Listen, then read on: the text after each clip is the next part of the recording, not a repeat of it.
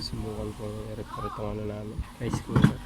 Sabi ng papa ko bigla daw umangat, kailangan pa idiin. Nagwa-warm ka agad siya. Tignan ko yung ano nito, yung mechanism na to. Pero ito, posibleng problema na rin to. Yan, puro kalawang na to. Inising ko yan, baka hindi yan masyado dumidikit dati. Camel pala to.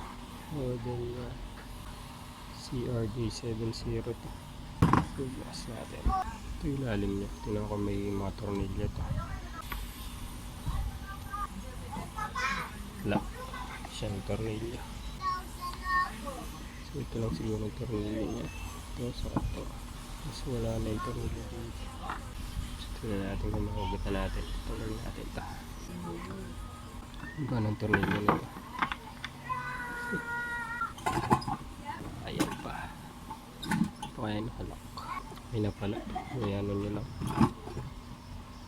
Ayan. May makalak kasi siya dito. Ayan. May nalak siya dito.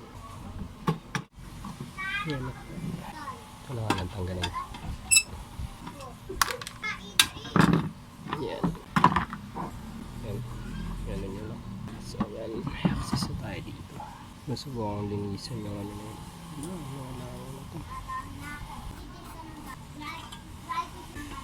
Galing ko nga kailangan.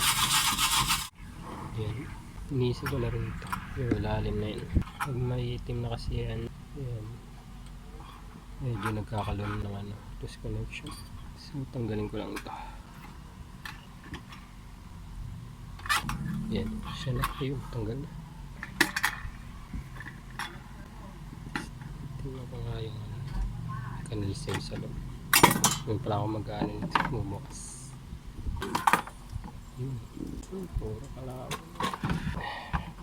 So yan. Hindi ko pala matatanggal. Possible naging problema nito kung sakali itong spring. Kung spring baka ano na siya, hindi na siya yung banat. Kumbaga malambot na siguro, talbot. Puro kalawang eh. Baka malinis naman sa loob. Ito buong linisan pa. Medyo malinis na. Ito sana yung pinaka gusto ko makita dun. Yung kinakapitan ng magnet, walang kalawang.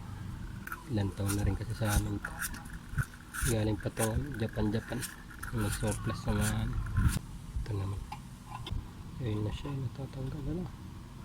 Sana walang screw sa baba. Delikado pala tatanggal. Sana walang nut sa baba. Sana dito lang sa bakal na ito nakatornilyo. Mukhang sa bakal lang naman nakatornilyo. So yan, linisin ko ito. Kulay itim niya. Medyo naglulus yan pag ano. Tapos baba ko na rin. Baka siya pangita. Yan. Yan. Okay. Tapos linisin natin. Hindi yan lang. Yan, dahil yan yung siya kakinto. Ito rin isa. Yan, may itim na rin. Yan, dahil yan siya. Yan, dahil makintab yan. So, kabit natin ulit. Yan siya. Tapos yan, ganyan. Tapos ito. Okay. Hirap magbalik. Yan. Tapos dapat tangkay ito.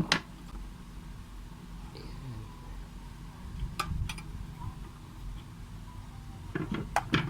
So yan, dapat magkalapat yan.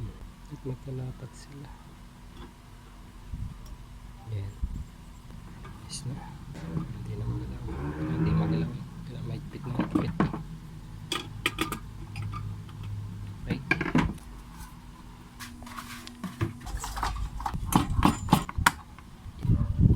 Ito na yung spring. Balik natin. Hirap magpasok. Hindi mo kita ilalim. Wait lang. Yun. Ayan. Mali pala ako nito sa kape. Dapat pala. Ito muna yung nuna kong bago. Ayan. Parang makagalaw ako. So, tapos ito. Okay, isa naman yun. Okay. Okay.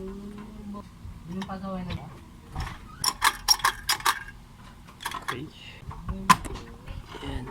So ito. So kaya na to. Subukan natin din lang. Yun. Okay. Ayan. So isaksakan natin.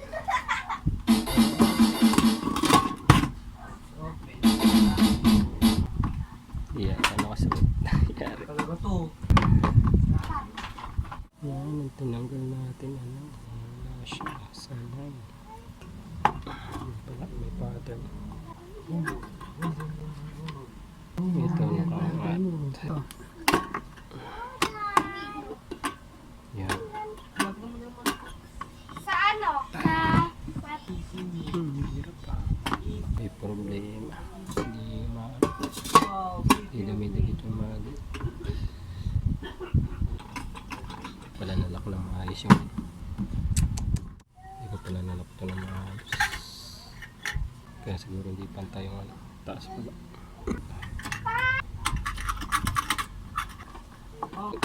Yan. Testing ulit. Yun. So lambot pa din. Bitaw. Problema kung dito.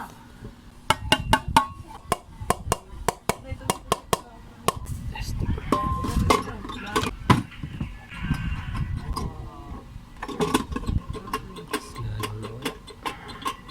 Sulit ko pala.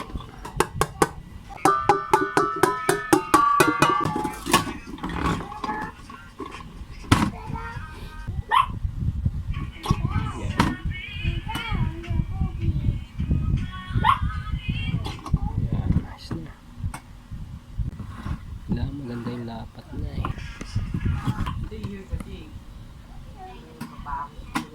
Wala naman.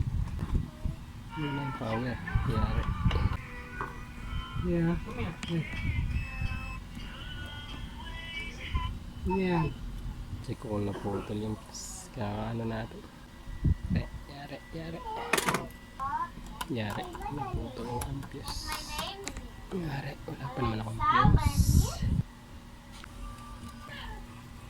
Na akong gantong pus. Gawa ko nga ito. Pansamantala lang muna. Kapag gumana siya, kakagalaw lang natin. Pag nasira, yari. May difference yung circuit.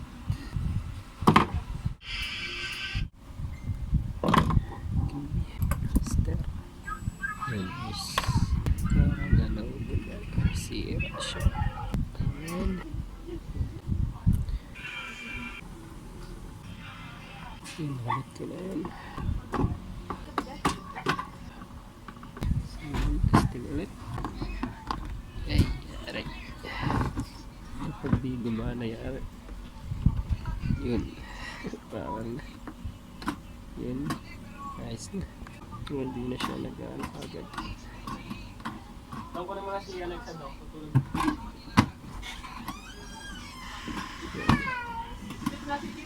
So, ayos na. So, yan. Yung mukhang naging pinaka-problema na ito.